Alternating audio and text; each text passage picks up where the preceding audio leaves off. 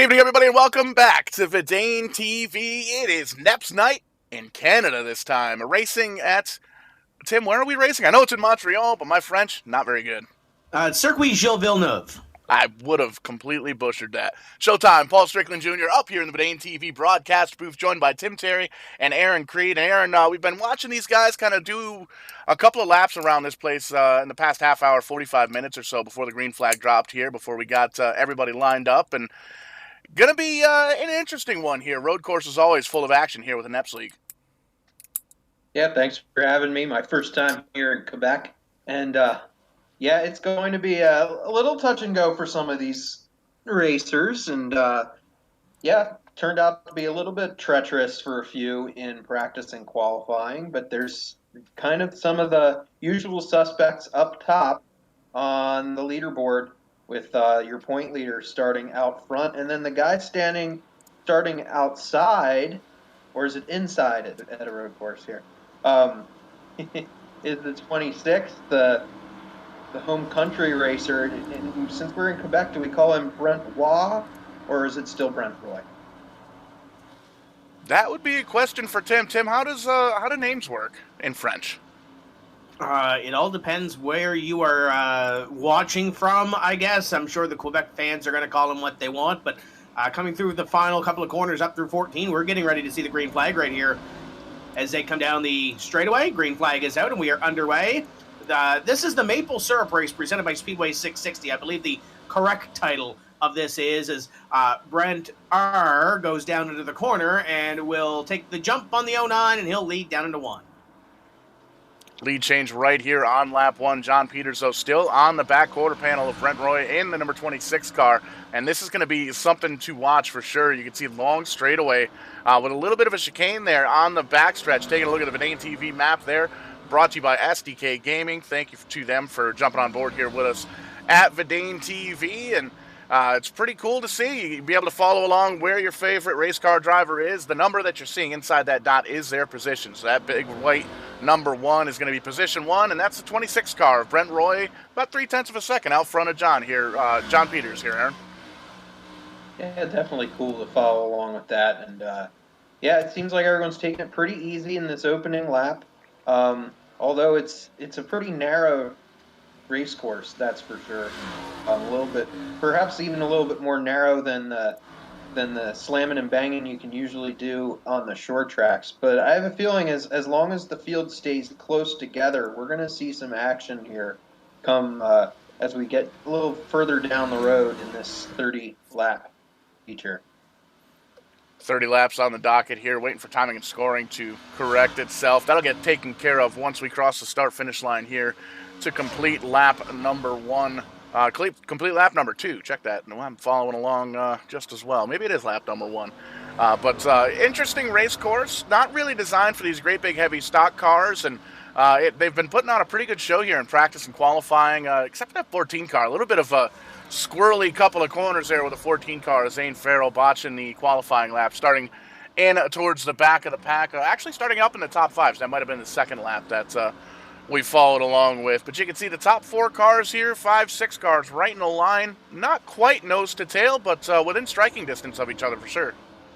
Yeah, when you look at the stats, Sal provided us some great stats here this week. And one thing that I wouldn't have imagined, Paul, when you look at drivers, I believe they've had 4 road course races or so, or the drivers with the most top 10s on road courses, 3 of them have 4. John Peters, Evan Belvedere, which, you know, you kind of think they've always been good on road courses every time we cover them.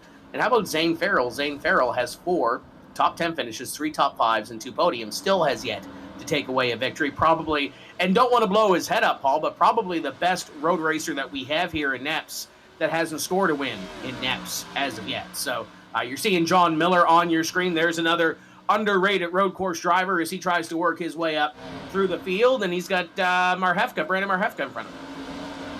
Just kind of taking a look through the field here. Everybody nice and spread out, giving each other plenty of room. Long race here at this technical racetrack up in Montreal, Canada, and it's still Brent Roy up in the front for one reason or another, showing Brian Shipp as the leader. I don't believe that's accurate. I believe he's actually in danger of going a lap down. We'll have to see if we can get that corrected. But Brent Roy still out front. John Peters right in behind him, but the gap is getting just a little bit bigger. Yeah, it definitely is, but still a long way to go. We're going to have to see at least one fuel stop, probably two, coming up. And yeah, we're going to see what happens here. Possibility for a yellow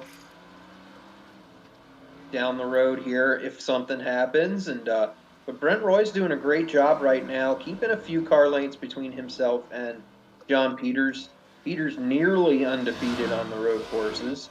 I believe he's only lost one road course race before. So, and he's of course on quite the hot streak. But that driver that's right behind Peters, Kenny Kibbe, is our most recent winner. Three fast drivers up in the front. Daddio back there in fourth, very quick as well. And you can see Belke, Austin Belke, in the 24 car. Back in the Jurassic Park colors, the old Jeff Gordon throwback style paint scheme after we had Throwback Week last week at Hickory Motor Speedway. Phenomenal race there. Speaking of Kibbe, who won that race. And it's always great to see Roy run up front. We usually see these NEPs guys on short tracks all throughout the North American continent here. We even saw a race at Twin Ring Montegi out in Japan last season, which was pretty exciting.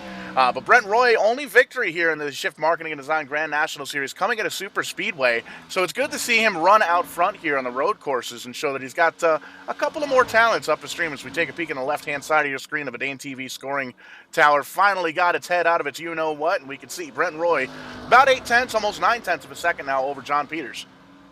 Yeah, your top three have a little bit of distance in between them, but Brent kind of locked up the tires going into 14 there to complete that lap, but still John Peters about a second in and behind. We mentioned Austin Belke on the last exchange there, Paul.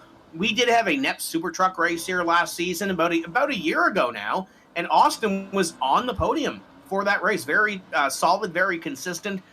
Didn't have the touch with the leaders per se, but still kept his car clean, was able to come home with a podium finish. So right now running in position number 5. I still think he's got something for these guys, but it's still a long race. We haven't mentioned to the fans yet that if we do have something huge amiss go on, the French fans throw poutine on the racetrack, whatever the case is, we have the right to kind of, oh, there goes Belke right there, almost off the racetrack. Nice little save by the 24.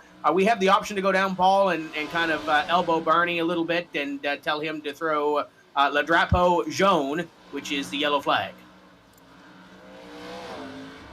We looked it up, so you don't have to. Learning a little bit of French here on Verdane TV. Here's a little bit of action between the 01 and the 3. I almost called it side by side, but it was almost bumper to side there. You can see a little bit of damage there on the 13 of DJ Gerard. Check that, the 01 of Charles Lewandowski. That Ford a little bit crinkled up on the back end there, Aaron. Yeah, Lewandowski seems to have his hands full. I think before we went back to the leaders a little bit ago, he went a little wide in the turn when Marhefko was right on his tail. And I think patience is a big thing here. You got someone like Uhouse right behind him, kind of just waiting for someone in front of him to make a mistake sometimes when you're running these kinds of road course circuits. There's a few passing points, but at the same time, you're waiting to pounce at certain moments. And now he's going to get a run here on this part of the course, and we might see a change, but we're not going to as they're turning right. Backs up just a little bit to give Charles Lewandowski a little bit of room in that 01 car to try and see if he can maybe capitalize on corner exit, but the 01 car just kind of checked out. He's gone. He's going to go spend his time, hang out with DJ Gerard up there in the 13 machine, see if he can get around, and you can see just how hard Charles Lewandowski is driving in that 01 car, locking those tires up and trying to get everything he can out of that 01 machine. But speaking of Brandon Uhouse, finally, I was telling you guys before we got on the air here, finally opened up the mail that came in this week and picked up my Uhouse Racing Designs button box. Man, this thing is awesome. Tim, I actually sent you a Snapchat here before the show. There's like 5 or 6 or 8 buttons you can program. There's 3 switches. There's a key you can take out. I actually took it out and put it on my key ring. And when my roommate asked me, hey, what the heck's that extra key for on there? I said, oh, that's for my simulator. That's for my pretend race car. And they just kind of shook their head. But big time shout out to Brandon Uhouse, Uhouse Racing Designs, and Wheel Customs as well Be sure to check them out on Facebook. Lots of cool little trinkets and setups and paint schemes and pretty much everything you need for a sim racing rig built by sim racers for sim racers. So definitely check them out on the web. But taking a peek out front, still Brent Roy in the 26 car, holding on to about a half a second lead, maybe almost 3/4 or so over John Peters. Gets a little bit squirrely there, picks up some dirt on the tires, but it doesn't seem to slow him down too much, Tim. Now, we do have our first retiree of the evening. Now, we're not quite sure. Oh, there's a little bit of an incident there. There's Jared Adams in the 43. He is a lap down already. He's had some trouble this evening, is just ahead of U-House and Gerard as they battle it out for a position. But we had our first retiree for the evening, Paul. Mike Hopkins reportedly had some issues with the virtual border agents coming up across the border. The 78 car got in, got one lap of practice, and that was it. No qualifying lap. He had a little bit of an off on the hairpin. Did not wreck the car. So the graphic is right. He did not wreck the race car, but he has decided he is done for the evening after just a couple of laps here this evening. So a tough break for Mike Hopkins. Did not wreck the race car. We didn't have enough laps, I don't think, to wreck it. But speaking about a battle between teammates, let's look at this lead. Brent Roy and John Peters are back close again. And you can see John Peters all over the back bumper now of Brent Roy, and this is where he's going to be able to do his homework. And this is one of the things that Peters is very, very, very good at, is taking his time, being very, very calculated, and trying to find out where he can get around Brent, where he can get around that 26 machine. You can see him kind of peeking left, peeking right, seeing where Brent is slower, where he's quicker, where he can kind of pick and choose his battles, where he can try and get around him. And you see, tries to make that corner just a little bit wide, try and get a little bit of clean air on the nose of that 09 car, and backs up just a little bit. He's still doing his homework. Plenty of time to go here as we got 25 laps to go. Yeah, now's the time to kind of try out some different lines and see what works and see what doesn't work. As you see, Peter's getting just a little bit alongside Brent Roy now, and he tucks back behind him for the time being. They're going to be approaching, I believe, the slower car, Brian Shipp, here shortly, and actually Shipp looks like he just pulled off. So clear path ahead for the time being for the front three here, and a great battle going on between these front three. They put a bit of a margin on fourth place, Stephen Daddio and Austin Belkey and Zane Farrell in sixth, but front three doing a great job right now, and really most of the field doing a pretty good job. Haven't seen too many offs on this very tricky circuit. And you can see there on the SDK Gaming track map there, everybody pretty much spread out all the way around this racetrack. We're going to have some lap traffic here momentarily as these leaders really putting down blistering lap times. Taking a peek here at that scoring tower on the left-hand side of your screen. Those times next to each of those names are the lap times last time by, and you can see top three right in the minute 43 second range. Everybody else up through the top 7 or so, right in minute 44, minute 43. And then it starts to fall off just a little bit from Ricker in that number 9 car on back, but still relatively close lap times here at the road course up here in Canada. Now, I know why you guys are battling for the lead, and keep your camera on that. Just wanted to give a little brief report on the other Mike Hopkins car tonight. That is Cody LeBlanc. He had an off and into the wall, so Mike's smiling face on that car is a little bit crinkled right now. But he is, as you can see on that map up at the top of your screen, he's the 22 bubble. So he is closer to the leader, or the leaders are closer to him than he is closest to the leaders on the back bumper. There's a shot of the car. It's a little bit used up. Mike's a little bit upset, but nevertheless, he is 20 seconds still on there. There's another off. That was a great time to go to that car, Paul. Still on the racetrack, but he's on the struggle bus a little bit tonight. Yeah, you took the words right out of my mouth. A little throwback to a Meatloaf, rest in peace. But man, it's tough to get around this racetrack, especially early on. You got your hood crinkled up, and if nothing else, if it doesn't affect the handling of these race cars, it'll absolutely affect your psyche and affect your concentration. Because you can see, we're right on board here with John Peters, and you can see just how busy it is inside the cockpit of this race car. Trying to pay attention to the RPMs. You don't want to don't want to over rev. You don't want to stay in a lower gear. You got to go through the gears each and every single one of these turns. You got to kind of wiggle the wheel back and forth. Here's a little bit of S-turn action. You got to focus on the guy in front of you. You got to look in a mirror behind you. Lots of different things going on here inside the race car. I mean, just like as if you were going to get into a real race car, like most of these guys do here in the New England, Pennsylvania iRacing Shift Marketing and Design Grand National Series. Everybody either driving their own race car at a local short track, really anywhere up and down the East Coast, but primarily in the Northeast area. A lot of representation from Jennerstown and Stafford Speedway. Speedway 660 with Brent Roy, the current leader right now in that 26 car. You can see that logo all over the car on the 26 as well. But good racing so far here, and busy inside the cars for sure. Very, very busy, and it looks like another potential challenge for the lead as we go to the helicopter view here. And wow, Peters is really turning it up at this point, and we're gonna see if he can potentially wrestle away this lead from Roy. He's not giving up on this time by, as now he does try to tuck back behind for the time being, as Gibby has reeled him in. And Roy is off. Big slide for Brent Roy. That's going to give John Peters the lead. That's going to give Kenny Kibbe second place. We'll see if we can pull up just a quick U-House Racing Design instant replay. But that was one of the things I was going to talk to you guys about earlier on these road courses that we've seen, especially with these NEPs drivers.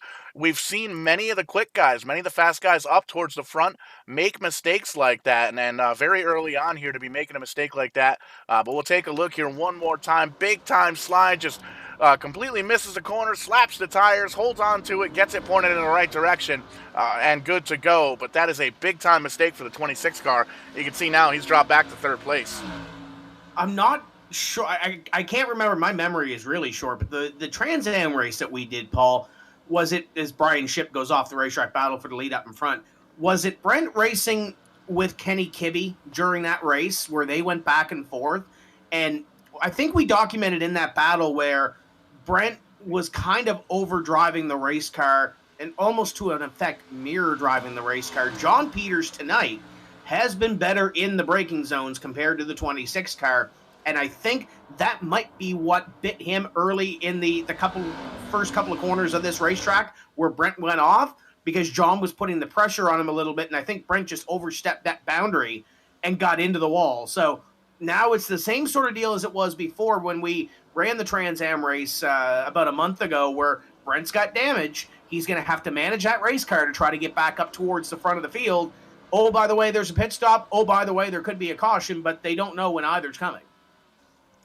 Right, and that's going to be something that everybody's going to be listening into the radios and the other drivers communicating back and forth here. And you can see that 26 car definitely slower than it was earlier on. And you made a really good point. Not necessarily overdriving the corners, but really putting the pressure on and getting the pressure put on by John Peters in the 09 car, which is very, very good at. We get another car one lap down. That's going to be the 29 of Jeff Brown. And I had a great conversation with Jeff last night after the Loose Lugs Championship race. Congratulations, by the way, to the 77 of Kenny Coppola. 7 wins in that series, and phenomenal to see that young sim racer. Only been doing it for 2 years, come home with a championship and that many wins. Really dominating season. He and Spire Motorsports teammate of Chris Spear. But here in the NEPs League, John Peters out front, Kenny Kibbe in second, and the conversation with Jeff Roy went pretty well. We talked about the track we're at tonight. It's actually built on a man-made island, from what I understand, which is pretty cool. We were going to try and hook up with Jeff before the race, but he was struggling with qualifying just a little bit. By the time we got a camera on him, he was already missing the hood on the front of that thing. So backup hood for the 29 car. Yeah, Jeff always has a lot of useful information, and hopefully we get a chance to have him share some stuff before the night is out. But once again, we got a 3-car parade here up front. Roy's not losing too much ground to the front too, despite that slight damage to the back of his car from hitting that tire barrier. And Kibbe is staying right there with Peters. This could go down to the wire, even if we have a pretty clean remainder of the race. We still have some pit stops left to go, and we got Gerard around. So we'll see. I think that's the first time he's gone around so far in the race. We saw him have some problems earlier. But yeah, there's a whole lot going on around this very spacious track. Spread out quite a bit there. You saw the little bit of a mishap there with the 13 car. Got to grab the gear and got it pointed in the right direction and going again here. And you can see coming up on Ryan Messer, Cody LeBlanc in the 21st and 22nd position there. And you can see there he is on the bottom of your screen. John Peters setting his sights and going to put another couple of drivers a lap down or so here. 20 laps to go here in Canada. Peters, Kibbe, Roy, Belke, and Daddio up in the top 5. Haven't talked about Daddio too much. Car looks pretty good. 99 car holding on to a top 5 so far, Tim. Yeah, and you mentioned the leader. The leader's kind of in a little bit of traffic right now because he's just going to put Jared Adams the second lap down, and he's going to come up quickly on Ryan Messer and the Cody LeBlanc, Mike Hopkins sponsored ride. And there's a couple of pit stops happening here, middle of the pack. Charles Lewandowski coming down. DJ Gerard also down on the pit road as well. So, and we got one off and ahead of the lead. Oh, that's Kenny Kibbe. Kibbe's off in the 4. A little bit of an off track, trying to take a look down pit road as well. Big time damage for the 01 of Charles Lewandowski. The nose of that car completely smashed in. DJ Gerard coming down to the attention of his crew for an unscheduled stop as well. And Austin Belke in the 24 car, he's going to come down pit road here as well. So may very well be scheduled pit stops, and it's looking like some of the leaders might be focusing in on that. We've got 10 laps now, 11 laps on these tires. A lot of these drivers going to try and force the issue with some of these quick guys up towards the front. The neat thing about road course racing is you can make a pit stop and potentially not even fall a lap down. And that's why I think some competitors are choosing to come in under the green. If a yellow were to come out, then they don't necessarily have to come down pit road, and we'll have the track position when we go back to green. So it could set up some very interesting strategies as the race continues to wind down. I mean, we still have a little more than half of this distance to go. So even though Peters and Roy lead the way, we could see kind of the deck get stacked in a little bit, deck get shuffled a little bit in a different way as the race goes on.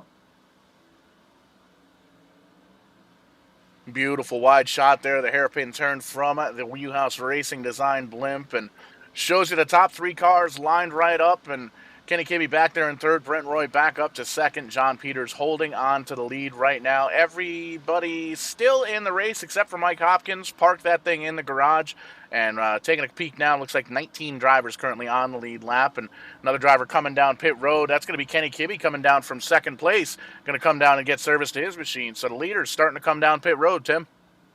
Yeah, so we took a look back at that incident that happened there. John Peters in the 09, the last lap by, almost looked like he was coming down into pit road. He was heavy on the brakes. A little bit different than what we whether he missed his braking point or what it was, Paul, coming through 14 or coming up to 14, and Kibbe just went by and blew by the 09 of Peters. So if John missed his braking point, Kenny Kibbe definitely did. And he's probably got a little bit of damage to that 4 car. So if you're going to come down pit road, why not now? And the 4 is going to come down and get service and probably a little bit of damage fixed to that race car. Marhefka on pit road. The 48 of Brian Ship is still sitting down there on pit road. So I would expect, I don't think it would really force the hand of John Peters, but it may very well, knowing how quick Kenny Kibbe is tonight. 100%, and that's going to be, there's really 2 different strategies you could make it. You could pit every 10 laps twice here in the 30 lapper, or if he's able to stretch it 3, maybe 4 more laps just to make sure he's got enough in the tank, he could potentially make this a one-stop race. And oh, by the way, potentially a caution in the mix, a competition caution, if you will, or if there's a big wreck, we can, like you made mention, Tim, we can throw a couple bucks at Barney to throw out that yellow flag. So that's going to be something to keep an eye on here as well. But you can see Brent Roy, that damage starting to add up to him a little bit. The tire's starting to fall off that thing as well. Dropping back just a little bit, almost 3 seconds now. John Peters has a lead over the 26 of Roy. Yeah, a little bit of a gap being run here. I'm kind of looking at the intervals right now.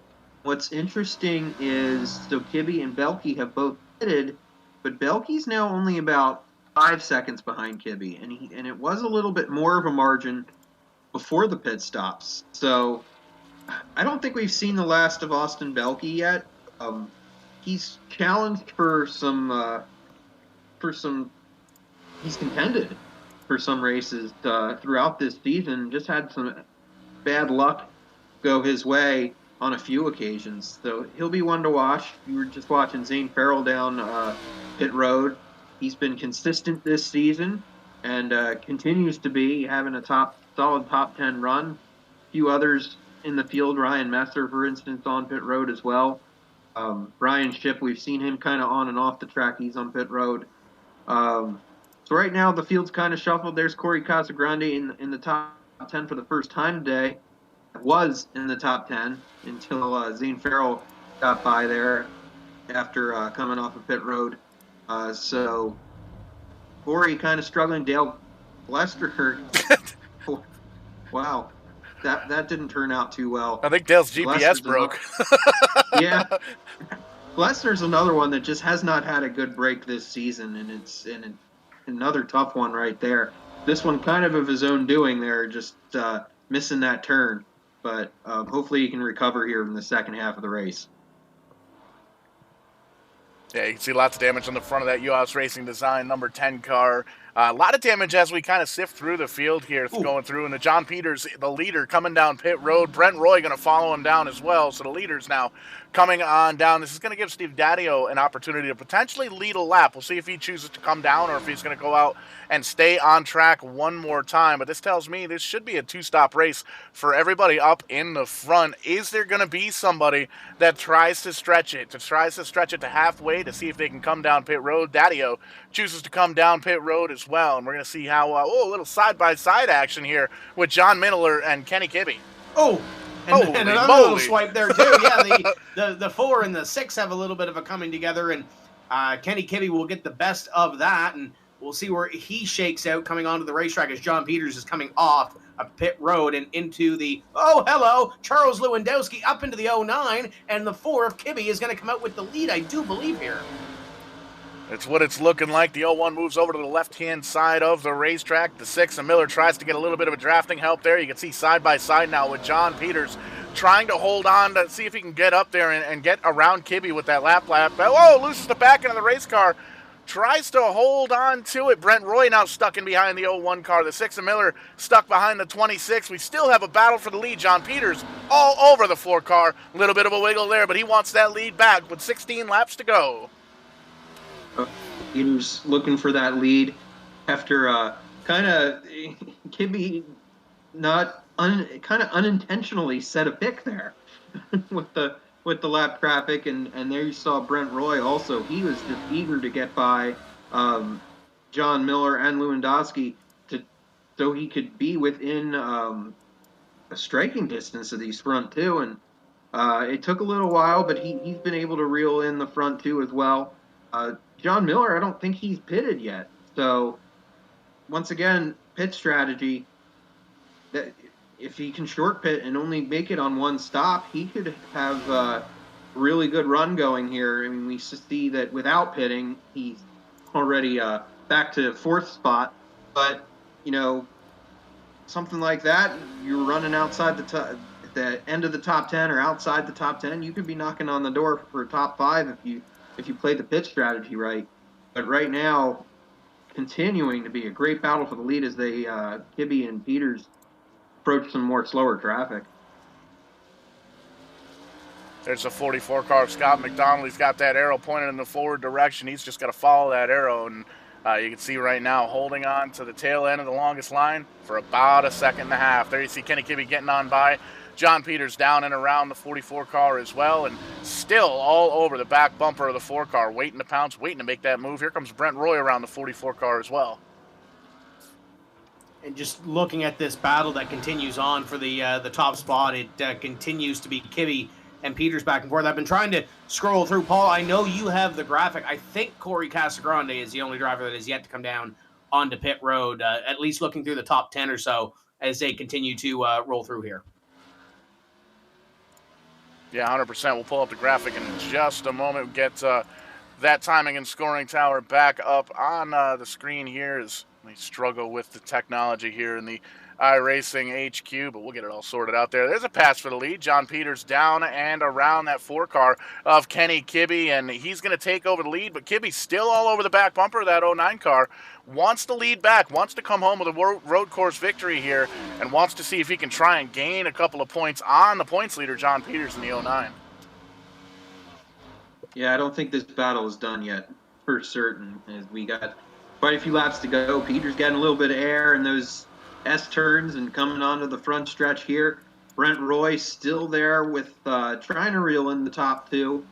It's pretty much a 3-car race for the most part, but, anything can happen. We've seen a few offs already, even among the leaders, and there's still 14 more laps in which these folks have to get things done and make sure they don't make mistakes. Good battle for 4th going on, I believe, between Belke and Evan Ballou as they work through some lap traffic. Scott McDonald, we saw earlier, and good timing there as Belke goes off, and now it's going to allow the 56 to squirt by there. A lot of drivers seeing that we're past halfway at this point. They want to make sure that they get the best finish that they possibly can. So driving a little bit extra, trying to get up towards the front, trying to gain as many positions that they possibly can. We saw the 24 car make a little bit of a mistake, allowing the 56 of Evan Belke to get down and around, or a Ballou rather. But still trying to chase down the top 3. John Peters up front once again, Kenny Kibbe in 2nd, and Brent Roy back in 3rd. Oh, we got smoke. Yeah, there's a little bit of smoke in the hairpin. Everybody seems to drive away from it, though, so no harm, no foul there as Peters continues to hold the lead. And I'm still impressed with the 7 CT, and he just went off, so maybe not show him. Corey Casagrande has yet to come down onto pit road. But if we're talking fuel saving, not saying that he's slower than everybody else, but maybe that couple of maybe that second or so a lap or so as that's you broken. see the yeah, that is definitely broken. He hasn't come down pit road yet, so he's been turning 146, 147, 148. So he's a little bit off the pace of the leader. So maybe he saves a lap or two. Who knows? And a lot of times we've seen drivers in many different series here on Verdane TV, as well as sim racing and real racing, where if you are able to make some slower laps around the pit stops or around the racetrack, but you're able to save yourself an extra trip down pit road where everybody else has to come down at least one more time, that is huge. That is a big thing, because there's a lot of times where when you're down on pit road, seconds on pit road's miles on the racetrack, and that's maybe one of the things that Corey Casagrande's trying out here tonight in that 7 CT car. Not really known for his road racing skills, so trying to kind of throw a little Hail Mary at it. And when you're not necessarily known for your skills on a type of track like this, that's when you do try, something different. And so got to give a call to someone like Corey, and maybe there might be another driver or two that have something up their sleeves still, to try to, shake the system a little bit. We've got a car around there. I think that was Jared Adams as the leaders approach Dylan Kopech to, I believe, put him a first lap down. And there's the rookie, as it says on the back, Jared Adams, having some struggles. Dylan Kopech, he's been kind of minding his own business here, but in danger of falling a lap down. And that once they put him a lap down, there would only be 15 cars left on the lead lap. Still a decent amount, but the front 3 spacing themselves out just a little bit, especially compared to what we've seen so far. Here's Ryan Salvatore running 15th. Also, long ways Daytona Beach up to Montreal. But he's also been staying out of trouble, and we got a few more down pit road. 56 car going to take a trip down pit road, try and get himself some service, 4 tires and Sunoco race fuel. Corey Casagrande coming down pit road now finally as well, with 12 laps to go. And that's going to be interesting to see where he falls in the lineup. But back up front still John Peters, dealing with a little bit of lap traffic, but able to pick him up. He puts Jeff Brown in the 29 car one lap down. Nope, one more lap down. Struggling with that 29 car. We made mention missing the hood there on his second qualifying lap. Didn't quite catch the incident, but looks like Peters and Kibbe able to get down and around the lap traffic, no problem. Brent Roy trying to get around Dylan Kopech there to see if he can set his sights back on the leaders. And I know we talked about the 29 a little bit earlier, but we have to give Jeff Brown a little credit for his paint scheme this evening. Oh, he's off again. But that is probably one of the most Canadian cars you're going to find in this series. It's got Couche-Tard on the side, which is a convenience store chain in the province of Quebec. You've got Irving Oil on the back. Great group of folks there to St. John, New Brunswick. And you've got St. Hubert Chicken. I'm a fan of any chicken joint. St. Hubert is great. But it's good to see the Canadian companies represented on the 29 car of Jeff Brown. But I'm sure they wanted a better performance. They're going to have to settle for at least 2 laps now. 100%. Jeff Brown always doing his research and definitely a racing history buff, to say the very least. Had a great conversation, as I was talking about last night with Jeff, just about this racetrack, how it's built on an island, a man-made island. They just very, very cool. You know, they usually keep the streets open so you can get out there and drive or walk or rollerblade, for anybody out there that actually rollerblades. Do all sorts of cool stuff, and it's great to see Jeff out on track and just kind of struggling here tonight, but does an awesome job with the race recaps and getting into the stories and all the history of the racetracks and all these drivers in this NEP league. And if you want to check out some of Jeff's writings, check out the NEP iRacing Twitter, as well as the Facebook page, the Shift Marketing and Design Grand National Series. You pull it right up, and does at least a weekly, almost basically an article every week, just talking about the racetrack and the history and the stats, and does an awesome job with that. And Ryan Salvatore, big with the stats as well, hooking us up with all the point standings. And we've got stats from this racetrack. We've got stats from the Super Truck race that was here last season, as well as all the points for this season and everything like that. Kenny Kibbe, a little bit squirrely there, losing a little bit of time to Peters. Roy sees an opportunity to try to maybe close that gap just a little bit. Some of the damage fixed in the 26, but not all. Doesn't seem like he's quite up to par with where he was earlier. He's still staying right there with the front two, though. So, you know, if something happens to those front two, he can be right there, ready to take a position. Yeah, I always appreciate the stats too, just kind of building upon that Sal gives us, especially as a NEP rookie myself, getting to study those before our races. So that's always appreciated. And like you said, Jeff's writing, he's a great writer, great fellow writer of mine, and we've talked for quite a few years on social media about various things going on in the real racing world, and I had a chance to finally meet him at the Oxford 250 2 years ago. 2 weeks ago was our Oxford 250. But coming back to current times, yeah, John Peters stretching it just a little bit, a little over 2.5 seconds on Kibbe now, and Roy is about another 1.5 seconds back from Kibbe. Then it's a while back to Belke and Farrell. Zane's up to 5th now, as Stephen Daddio back to 6th. Aaron, we're hearing reports from the official channel that there is a little debris, a little bit of oil on turn number 5. So we are going to put this race under the yellow flag for a little bit. I'm being told it's sailboat fuel all over turn number 5. So that will slow the field down. So the caution flag is out here in Montreal. How did we get sailboat fuel on the track? We are on an island. Because you know why?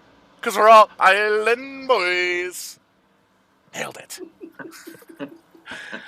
Caution flag with 10 laps to go for boat fuel on the in the hairpin turn there.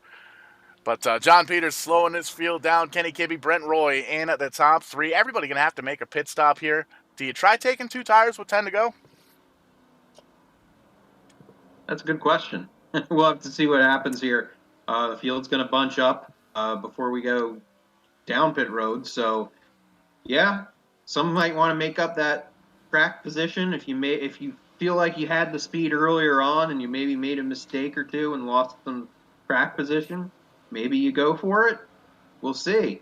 But, yeah, we're going to see what happens here. We're going to be under yellow for a lap or two while they get that sailboat fuel cleaned up, and that hairpin, that's the last place you'd want to have that kind of a spill.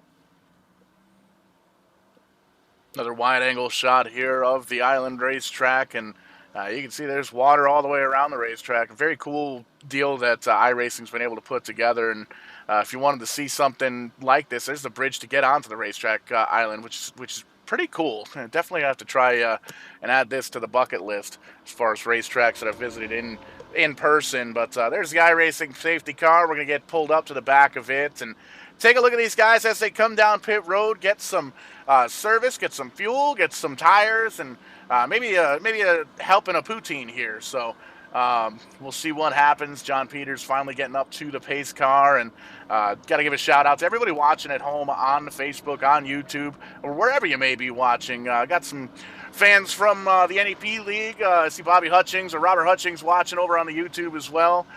Lacey tuning in, Lindsay, Kim, great to have you guys here racing or watching us racing here.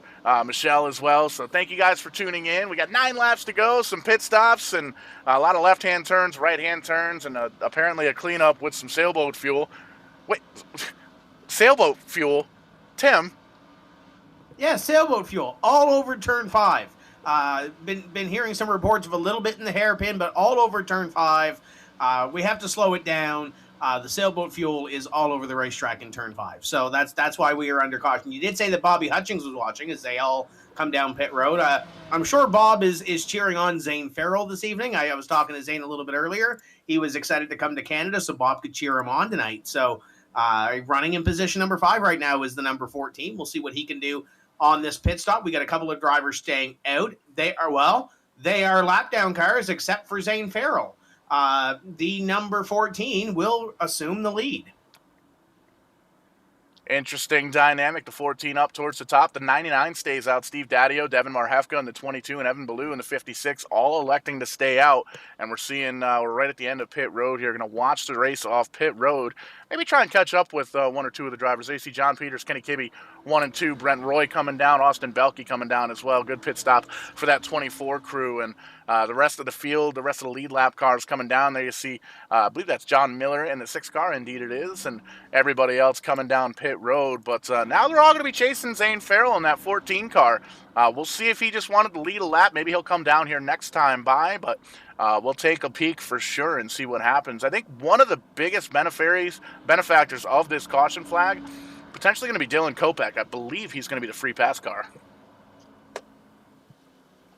Yeah, that's a lot of time that you can make up there by being a free pass on a track like this. So great break for him. And yeah, some interesting strategies playing out here. Some of the drivers that I thought would stay out that looked like they were trying to stretch it earlier on came down pit road. So a lot of very unpredictable.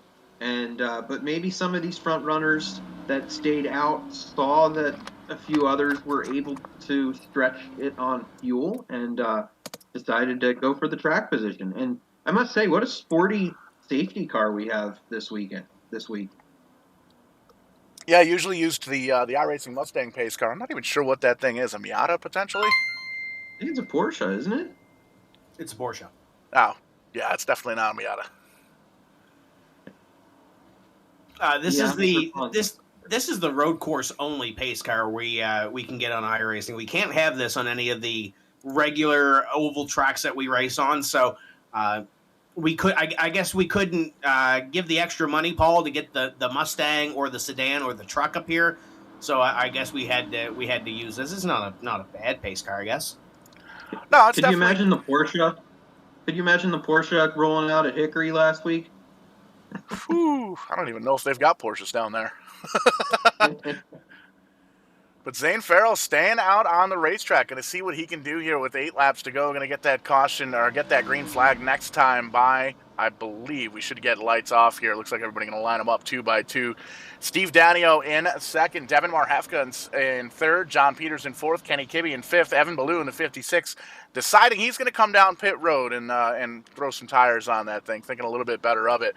There you can see a couple of cars, lots of damage all the way throughout the field. The 24 relatively clean. I believe it's the Adams machine that I'm looking at there. Jared Adams in the 43. That thing's almost looking like a tour mod that races at Stafford Speedway, missing the front end, and you can see pretty exposed there. 9-car Jason Ricker having a solid run as well. That 9-car matching his position, matching his car number with his position. I haven't talked about Ricker all night long, running in the 9th spot. Dale Glessner right beside him, and Corey Casagrande up to 11th, so just outside the top 10. Yeah, there's some drivers still sporting those throwback themes. I think I see that Reed Lamford car still on the 9 of Jason Ricker. Was quick in practice. Didn't get what he wanted to in qualifying by the looks of it. So still middle of the pack, but an opportunity here now as we go green with 6 laps remaining in this event to try to pick up some positions. With everything being shifted here, obviously Zane Farrell, Stephen Daddio, and Devin Marhefka up in front. The 229 guys plus Kenny Kibbe are going to have to try to work their way through and make their way through a little bit of this traffic. This might be a good thing for a guy like John Miller, who was quick and likes these road courses. Now he's got an opportunity to try to follow those teammates, Paul, the 229 guys through, but he's also got to be cognizant of the traffic that they're trying to get through as well. This could be a wild finish here in Montreal. Going to be a wild restart and a wild finish for sure, because 3 drivers up front on older tires, and John Peters with fresh tires back there in the 4th position, and everybody on back behind him has fresh tires as well. So this is definitely going to be a barn burner as we get down to it, getting through the narrow hairpins. You can see everybody kind of going single file until we get back on the straightaway, and going to line them back up 2 by 2. Lights are off on that iRacing safety car, getting ready to go green flag racing with 6 laps to go on the restart. Here we go. We're going to see what happens. Coming right up, the Porsche safety car getting ready to pull off. We see Farrell and Daddio on the front row for the first time today. And we haven't said much about Devin Marhefka, still in that throwback scheme, running in 3rd. See what he can do now with some track position. And going through the S's back to single file just momentarily, but here we come. On to front stretch, and we're ready to go once again with Farrell and Daddio into the first turn. Great restart there for the 14 of Zane Farrell. Daddio moves into second, or holds on to second rather. John Peters moves into 3rd, and everybody burning up the tires as we go through the hairpin turns. How about this nice shot here, a little blimp action. If the trees weren't in the way, we'd be able to see some race cars here. We'll clear the trees here in just a moment. But great racing action here. 6 laps to go. The field getting bunched back up. This is going to be exciting. Kibbe got way too much of the curb on one of these early corners and almost took Brent Roy and Stephen Daddio along for the ride with him. Kibbe into the back of Roy and trying to get him off kilter and get him off of the line, and Roy a little sideways coming down the straightaway here. So as they battle, Paul, the leaders are pulling away. Daddio, Peters, and your leader still Zane Farrell was Kenny Kibbe, giving all the business to the Sewell's Paving number 26. Little off-track action for the 26 of Brent Roy, but he holds on to it, doesn't lose too much momentum. Still has his sights set on the back bumper of the 99 car, but he's got a mirror full of the 4. Kenny Kibbe is there trying to get around him, but he's also got a mirror full of the 24, to the 22, to the 10, all the way back. Everybody bumper to bumper to bumper here in the second half of the top 10 and beyond. There you can see John Miller in 11th, Corey Casagrande dropping a spot back to 12th, with Brandon Newhouse, Ryan Salvatore right there as well. Still up front, Zane Farrell, big two-wheel action there for John Peters. It almost looks like it gave him a little bit of a speed boost there. He's going to try and get side by side with Farrell, but Farrell's got the inside line.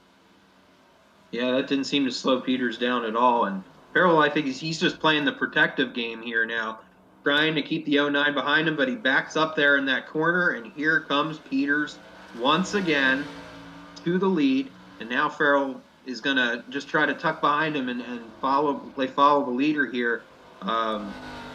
Zane led the points here early in the NEP season, but obviously has fallen back a little bit from Peters, who's gone on a tear lately, and now he's just kind of in a way going to be points racing a little bit so he can stay within a decent margin of the leaders and maybe even pick up a couple spots here by playing the strategy right.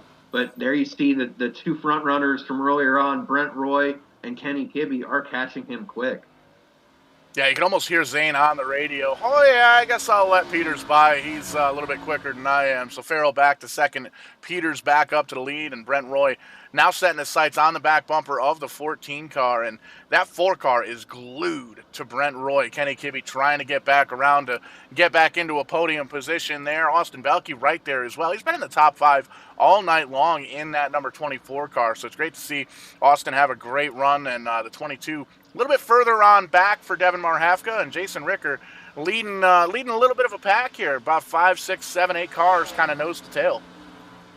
We saw the 99 and Steven Daddio up here in the top 5 in that last restart as the 26 of Roy goes to what will be the driver's left of Zane Farrell, will be the inside of this next corner, but Roy is going to try to pick it up. Zane Farrell going to fight back down into corner number 1 and try to take it away. This is where Farrell lost the lead to John Peters. He's going to go wide again. Roy going to go back to the inside, and Farrell just enough to protect that battle. And Roy around. That is going to end the race for the 26. That's a tough break for Brent Roy, as all the traffic with everybody tucked up tight. Going to go by him. There's Steven Daddio. Is that Kenny Kibbe that's slow up ahead? Kibbe is slow as well. Wow. Back there running with Corey Casagrande on a road course. You know he's running slow, but struggles for the 4 car. We'll see if Tim can look back in at that and find out what happened, but it's John Peters out front. He is out front by a Canadian mile, which I think is a kilometer, but I'm not 100% sure. 2.8 seconds the lead now over Zane Farrell in the number 2 car. Austin Belke up to 3rd after the little bit of calamity with Roy and the number 4 car. Devin Marhafka now in 4th, and Jason Ricker up to 5th. Dale Glessner right up in there as well. Tim, what'd you find? We missed it with the trees on the blimp, but when the 26 spun and hit the wall, he barely got the right rear of Kenny Kibbe. You'll be able to see if we look at Kibbe's car, there's right rear damage on the 4 car. That is where the 26 hit Kenny Kibbe as he was coming back across the racetrack, and now Kibbe is in a fight with Corey Casagrande and Ryan Salvatore, and Brent Roy actually isn't too far in behind these guys, trying to make up every position that they can in these last few laps here, closing down to the end. Tough break for those two, but we've seen spirited battles on road courses before, and we're seeing it once again. The beneficiary of this is that 09 car right there of John Peters. Aaron, he is pulled away from the rest of this field by over 5 seconds. Yeah, for sure. And so the battle might actually be those drivers that are trying to make it back through the field and try to pick up as many positions as they can. But one driver, I said it earlier, but I said don't count out Austin Belke. Now, he might not have a shot for the win unless Peters makes some kind of a mistake here, but he is right. He is catching Farrell. As Roy has another off, so it has just gone into a disaster for Brent Roy in the 26, and that's getting worse. Around again. Oh, it's getting worse. Yeah, there's the Mike Hopkins car up and over. Oh, that's a tough break for Cody LeBlanc. The first off that he had, though, he was trying to chase Ryan Salvatore, Paul, and looped it once, and then we caught the end of what happened the second time. Tonight getting tougher for Brent Roy. I think St. Catherine Street is off the island and down the road or something here. I heard that's the party district. Yeah, frustrating night or frustrating end to a solid night for the 26 car. Brent Roy holding on to the 13th position after running up in the top 3 for pretty much the entire race here, with 3 laps to go. Little bit of an incident, and from there, just hard to get your head cleared out and hard to get your head back on straight and focus on the racetrack. So a couple of incidents there for Brent Roy. John Peters is checked out. He's 5.5 seconds in front of Zane Farrell. Zane Farrell's on a little bit older tires. He didn't come down under that caution flag. Austin Belke now moving on up, and you made mention, Aaron, keep an eye on that 24 car. He is getting in closer and closer to that back bumper of the 14. He's going to try and come home with a second place here. Yeah, we could certainly see a battle for position here when we get to the white flag lap. And as time continues to wind down here, and there you see a big pack of cars in front of Kibby. Kibby could make his way back into the top 5 if he makes the right moves here and his car's able. But there you see Johnny Miller playing a little bit of a blocking game there. Every spot counts.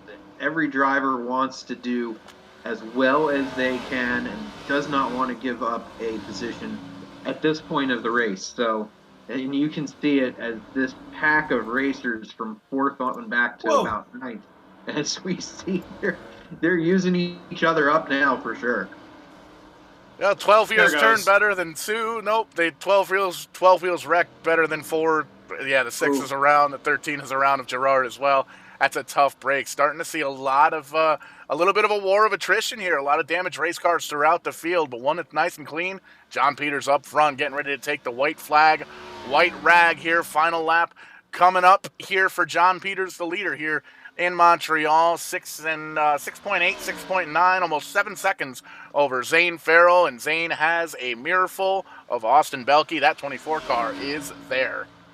We've seen a lot of short track-esque racing. We saw it with Peters and Marhevka as Peters comes off 14 and will take the white flag here, final lap for the 09. This battle for second, though, Aaron, might end up as a short track battle like we saw with John Miller and Marhevka when that overstepped its boundaries per se and ended up with 2 wrecked race cars. But I think this one is far from over too, Aaron. Yeah, we're going to have to watch here and see what happens. Belke is right on Zane Farrell's tail now, and there he is looking to the inside as we get to a right-hand turn, and I think we're going to see a change for position right here for second spot, but Farrell's not giving up. He gets a little bit off course, but keeps it straight. He did all he could do there, I think. Yeah, got down on the grass just a little bit, spun the tires just enough, lost a little bit of traction. That 24 car down and away. He's going to pull away just a little bit, but pulling away, speaking of pulling away, how about that 09 car? Almost 9 seconds now over the lead. Just coming around the final hairpin turn here, or the hairpin turn. Going to be heading towards turn number 14 and that start-finish line to try and take home the checkered flag here in Montreal. Coming down these final couple of corners, battles throughout this field as the 09 will clear the hairpin and get ready to come down the final straightaway towards the bus stop in 14 to collect another road course checkered flag. Would be his 4th in this NEP Shift Marketing Design Grand National Series. Battles throughout this race, though, at the end with a final 6-lap dash to the finish. And John Peters comes up at a 14, and he will see the checkered flag first in the Maple Syrup 131, presented by Speedway 660. Second is going to belong to Austin Belke. Great run for the 24. And Zane Farrell going to hold on for another podium finish. Devin Marhevka, I believe, is going to take 4th here, but the battle is for 5th off of the final couple of corners, and Dale Glessner is going to hold on over Kenny Kibbe. Jason Ricker in behind him in the number 9 car. You can see another couple of cars battling it out. Kelly Casagrande trying to get around the 22 of Marhevka there for 7th, but doesn't quite do it. Daddio, after running up in the top 5, finishes 9th. Ryan Salvatore going to come home 10th. Yeah, great run for Salvatore. And I don't know what happened to Devin Marhevka down the stretch there. He was 4th, but now he's being credited with 7th. But how about Dale Glessner recovering for a 4th place finish? Great run for him, and Kibbe also ending up in the top 5 despite that setback there late in the going. Waiting for these drivers to come around and finish up the final lap and get you the official, unofficial results here for the race. But we already know John Peters in the 09 car coming home 4th road course victory here in the Shift Marketing and Design Grand National Series, according to the stats provided by Ryan Salvatore. He is leading in road course victories, and we're going to get a chance to try and talk to our winner before he even gets the chance to burn those tires down. The winner here in Montreal of the Maple Syrup 131 presented by Speedway 660, the four-time road course winner, the back-to-back reigning and defending New England, Pennsylvania Shift Marketing and Design Grand National Series champion, John Peters. I've been waiting all season to do that. John, great run tonight. Talk to us, man. Wow. Hard to beat that intro, Paul. Thanks a lot. I love this track, so I was excited to get to it tonight and then have everything work out there. It was a really fun race with Kenny and Brent. The three of us seemed to kind of break away, and then it was a battle of limit mistakes, and then some pit strategy there got in the mix. So I hated to see that ship oil or whatever spilled on the racetrack there, because I think we had a pretty fun battle going. But nevertheless, it's awesome to come out on top here for these French fans, and we appreciate Speedway 660 for jumping on to support this one. Yeah, it's always tough when you get sailboat fuel on the racetrack, and I mean, Tim's got a really good eye. He's from Canada, so I guess sailboats run on fuel up there, but nonetheless, a phenomenal race here. Race car itself is pretty clean, other than a couple of dings and dents from the burnout, it looks like. But the car looks like it's in one piece. You get to pad the points lead a little bit. Another W. There's a dent. There's another one. That's why we do it live here at Verdane TV. But on to next week and on to the rest of the season. You've got the momentum on your side. Are we going to be able to see a three-time champion here? I hope so. I got to apologize to the guys back at the shop here for wrecking the race car after the race. But yeah, I hope so. Nice to be able to recover a little bit from some of the poor finishes and DNFs I had at the beginning of the year and string some of these good finishes together. I think I've been lucky to have some tracks that I'm pretty comfortable at kind of fall in a row. So now we'll see what the rest of the schedule brings. We got some tricky tracks. I think NHMS will be tough, and we've got Motegi coming, which is always a wild card. You don't really know what to expect there. So to get through this section with a nice points lead and feel comfortable at that point is pretty good. We're excited about it. And always it's just fun to win races. That's always the main goal anyway. So last night live here on Verdane TV, we saw the very first Cole Wiki lap with a driver that won the race, is out of gas, and his teammate who finished second pushed him around the track backwards for the Cole Wiki victory lap. Here in Montreal, we're seeing the same thing, but there's still cars on the track finishing the race going the opposite direction. So balls of steel for John Peters in the 09 car. But again, a phenomenal race, a great victory here. Got a lot of logos, friends, family out there watching. Want to give you the microphone and let you thank anybody out there who may be watching. Sounds good. Thanks, boys. Thanks for doing this. Thanks for finding that sailboat fuel. We appreciate it. Thanks to Speedway 660 for sponsoring tonight's Shift NEP. Thanks to my fiance and my two dogs for letting me do this tonight. And, of course, my mom and everyone watching.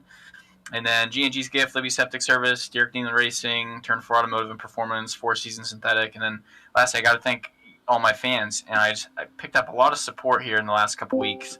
After Hickory, I just got so many new people paying attention, sports books, NEP fans. So it feels good. I'm glad we could get a win for them. 100%, always entertaining and always dominating here in NEP. John Peters coming home with his fourth career road course victory here at Montreal. Congratulations, man. Go celebrate. Thanks, guys. We'll see you next week. And kicking it down, looks like over at the poutine stand. I didn't know racetracks had those, but I guess they do up in Canada. Aaron, you've caught up with our second place finisher, Austin Belke, in the 24. Yeah, Austin, great run there. And I told the viewers, upon analyzing the way you're navigating this course, not to count you out just yet. When you're back in about fifth or sixth spot, and some fortune was on your side there down the stretch, but it was a hard fought second place finish there on that closing lap. Yeah, it was. I mean, we started. I think I qualified sixth or something, and then I passed Zane on by accident. I think Daddy-O checked up a little bit too much for the first chicane there on lap one, so I passed Zane. A couple laps later, I passed Daddy-O. We probably had a fourth place car overall.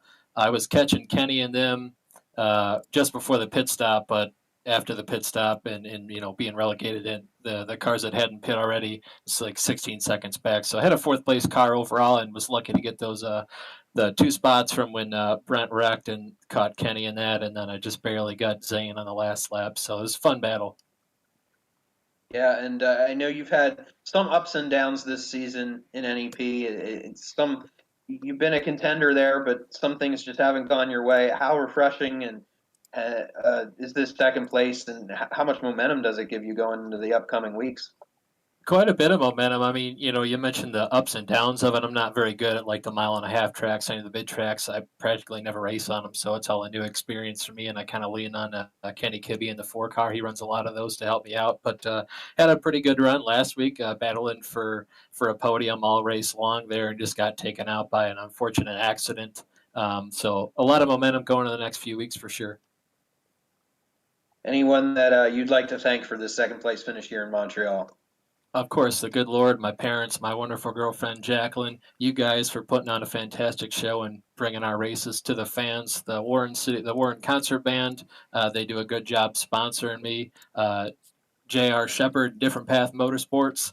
Shout out to Kenny Kibbe again. He kind of ran through all the braking markers for this place, and Zane and Cody for putting on NEP.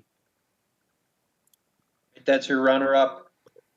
Austin Belke finishing in second spot. And I believe, Tim, are you over with Zane Farrell there in third spot? Yeah, he's just wrapping up with the French media here. RDS is grabbing a couple of words from him. Zane, have you learned any French here tonight? Parlez-vous français, that's all I know. Well, at least you got something out of it. Talk about that pit strategy, staying up front, having to battle with John Peters, and then at the end of the race, you and Austin going through turns 3 and 4, battling it out for that final, that second place spot. Yeah, I kind of wanted to pit, and I was thinking about it, and if it was going to be whenever the caution flew, but I started losing tires after like 5 laps actually, and it's just once you start spinning tires here, it's just game over. There's no saving it, no nothing. You got to continuously be up on the wheel to get through the corners here. It's no banking, no nothing, so you got to be easy with it. But yeah, I didn't want to pit. I was going to pit, and then I saw Austin pit. Well, I was kind of too far back to realize everybody else pit, so I was like, screw it, I'm just gonna go with it. We told the fans earlier tonight that you're one of those underrated road course ringers in this series. 5 races now and 5 top 10s. The only other one to have 5 top 10s is John Peters. So what do you think about these road courses? What makes this 14 car so fast here? Since I got back into iRacing, I hooked up with my good buddies Matt and Tim Shinosky, and I always like to do the oval stuff. And then they told me, hey, you should try road racing sometime. Just try road racing. I said, no, there's no way in hell I'm going to be able to learn that stuff. Well, I kind of just raced with them. They taught me the ropes on it, and I credit all my road course success to them. And we're coming down to the end of the season here. There's, I think, 6 races left to go. Are you looking at the point standings right now with Evan kind of having a slip of a night? You might move into second here before too long. We'll keep going, keep plugging away. I'd like to get a win in one of these. I'm tired of finishing second and third, but we'll get ours. We're due for one. We'll see what happens in the last couple races. Who do you got in this race car? Who do you want to thank for tonight? I got to thank all my family, my fiance, everybody who helps put on this every week. Corey does a good job with this. We busted our tail with this when we first started it, and it's kind of nice to come in here and run against 20 guys. I got to thank you guys putting on a great show for us. Just everybody who helps out every week. There's Zane Farrell finishing position number 3, and Paul, an island boy on the island, finishing on the podium. How about that? First time ever here on Verdane TV, I think. But you see the results there on your screen. Peters, Belke, and Farrell finishing in the top 3. Glessner, Kibbe, Ricker, Marhefka, Casa Grande, Daddio, and Salvatore in the top 10. And the rest of the field going on through. Another NEP race in the book, and we're getting closer and closer to the end of the season, Tim. So really looking forward to that, and looking forward to catching up with the NEP Series next Thursday night. And that's going to be the only sim racing we have here for about a month or so, easing off the schedule just a little bit here as we kick off the real racing season, potentially down in Daytona. We'll see. We'll see what happens with the travel plans with that. But that's going to wrap things up here for us tonight. Tim's Corner Live coming up next Wednesday, 7 p.m. Eastern Time. Be sure to check that out as well. And check out the Facebook, the Twitter, the Twitch, all the good time social media stuff. Give us a like, a subscribe, a share. Let your friends know you watched a little bit of entertaining iRacing action here live on Verdane TV. But for Showtime, Paul Strickland Jr., Tim Terry, and Aaron Creed, we'll catch you on the flip side. When we do, we will be doing it live.